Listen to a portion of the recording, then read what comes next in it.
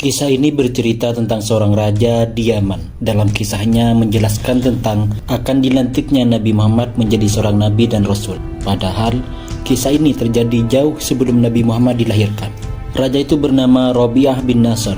Rabi'ah bin Nasr adalah raja Yaman di antara sekian banyaknya raja-raja atau baba'ah. Suatu ketika, Raja Rabi'ah bin Nasr ini bermimpi. Dalam tidurnya, ia bermimpi melihat hal yang menakutkan. Esok harinya, dia panggil semua dukun, penyair, dan ahli nujum. Setelah mereka berkumpul, ia berkata kepada mereka, "Aku bermimpi melihat hal yang menakutkan. Oleh karena itu, jelaskanlah padaku arti mimpiku ini." Mereka berkata kepada Rabi'ah bin Nasr, "Coba Paduka ceritakan mimpi Paduka kepada kami. Niscaya kami akan jelaskan artinya kepada Paduka." Rabi'ah bin Nasr berkata, "Jika aku ceritakan mimpiku kepada kalian, aku tidak akan puas dengan penjelasan kalian. Karena sesungguhnya arti mimpiku tidak diketahui oleh siapapun, kecuali oleh orang yang telah dihantui juga dengan mimpi ini." Kemudian mereka berkata, "Jika itu yang diinginkan Paduka, maka suruhlah seseorang untuk memanggil Satih dan Syekh, karena tidak ada orang yang lebih ahli daripada keduanya, dan keduanya pasti bisa menjelaskan apa yang Paduka tanyakan." Kemudian Rabi'ah bin Nasr mengutus seseorang menemui Satih dan Syekh. Satih datang kepada Rabi'ah bin Nasr lebih cepat daripada Syekh. Rabi'ah bin Nasr berkata kepada Satih, "Sesungguhnya aku bermimpi melihat hal yang menakutkan. Maka coba tebak mimpi tersebut. Sebab jika tebakanmu itu tepat, maka tepat pula penjelasanmu tentang artinya." Satih berkata, "Ya, engkau bermimpi melihat benda hitam yang keluar dari tempat yang gelap. Kemudian benda tersebut jatuh ke tanah datar. Kemudian benda itu memakan seluruh makhluk hidup." Rabi'ah bin Nasr berkata, "Tebakanmu tidak salah, wahai Satih. Sekarang jelaskan arti mimpi tersebut."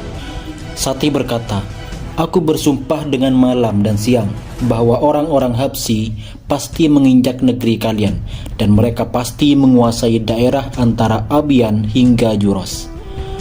Rabi'ah bin Nasr berkata, "Demi ayahmu, wahai Satih, sesungguhnya hal ini sungguh menyakitkan kita semua.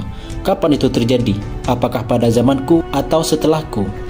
Kemudian Satih berkata, "Tidak pada zamanmu, namun hal itu terjadi setelah zamanmu.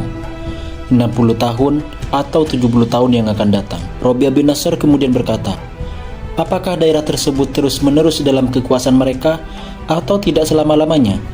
Satih berkata, "Tidak selama-lamanya daerah-daerah tersebut berada dalam kekuasaan mereka, hanya selama 7 tahun atau lebih.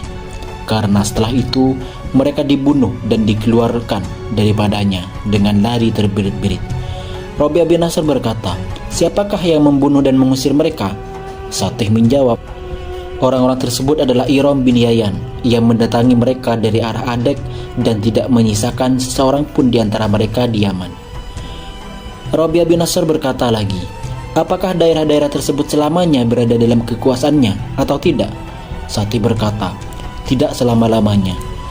Seorang nabi yang suci yang mendapatkan wahyu dari Zat yang Maha Tinggi." Rabi'ah bin Nasr bertanya, "Nabi tersebut berasal dari mana?" Satih berkata, "Dia berasal dari keturunan Ghalib bin Fihr bin Malik bin Nadar. Kekuasaan berada di bawah genggaman kaumnya hingga akhir zaman." Rabi'ah bin Nasr berkata lagi, "Apakah zaman mempunyai akhir?" Satih menjawab, "Ya, pada hari manusia, generasi pertama hingga generasi terakhir dikumpulkan di dalamnya. Pada hari itu, orang-orang berbuat baik mendapatkan kebahagiaan dan orang-orang jahat mendapatkan kecelakaan." Rabi'ah bin Nasr kemudian berkata, "Apakah yang kau katakan ini benar?" Satih menjawab, "Ya, demi sinar merah setelah matahari terbenam, demi malam yang gelap gulita, dan demi subuh yang telah menyingsing, sesungguhnya apa yang aku katakan padamu adalah benar." Setelah itu Syekh datang dan berkata persis seperti yang dikatakan Satih. Rabi'ah bin Nasr menyembunyikan ucapan Satih untuk mengetahui apakah ucapan Syekh sama dengan ucapan Satih atau berbeda. Syekh berkata, "Ya, engkau melihat benda hitam yang keluar dari tempat gelap. Kemudian benda hitam tersebut jatuh di antara padang rumput dan anak bukit. Kemudian ia memakan seluruh makhluk hidup." Ibnu Ishaq menambahkan dalam ceritanya di kitabnya, ketika Syekh berkata seperti itu, Robiah bin Nasr mengerti bahwa ucapan Sikh sama dengan ucapan Sati, dan bahwa ucapan keduanya betul-betul sama. Bedanya, Sati mengatakan bahwa benda hitam tersebut jatuh di tanah datar kemudian memakan seluruh makhluk hidup, sedangkan Sikh berkata bahwa benda hitam tersebut jatuh di antara padang rumput dan anak bukit. Robiah bin Nasr berkata, "Sedikit pun engkau tidak salah, wahai Sikh. Sekarang, bagaimana penjelasanmu tentang arti mimpi tersebut?" Sikh berkata, "Aku bersumpah dengan malam dan siang, sungguh orang-orang Sudan akan singgah di negeri kalian. Mereka pasti memiliki gadis-gadis remaja dan berkuasa di antara Abyan hingga Najran." Robiah bin Nasr berkata, "Demi ayahmu, wahai Sikh, sungguh hal ini amat menyakitkan kita. Kapan itu terjadi? Apakah pada zamanku atau setelah zamanku?" Sikh menjawab, Tidak terjadi pada zamanmu, namun hal itu akan terjadi setelah zamanmu. Kemudian kalian diselamatkan dari penguasaan mereka oleh orang besar yang hebat. Orang tersebut menimpakan kehinaan kepada mereka." Robiah bin Nasr bertanya, "Siapakah orang agung yang hebat tersebut, Sikh?" Sikh menjawab, "Anak muda yang tidak rendah diri.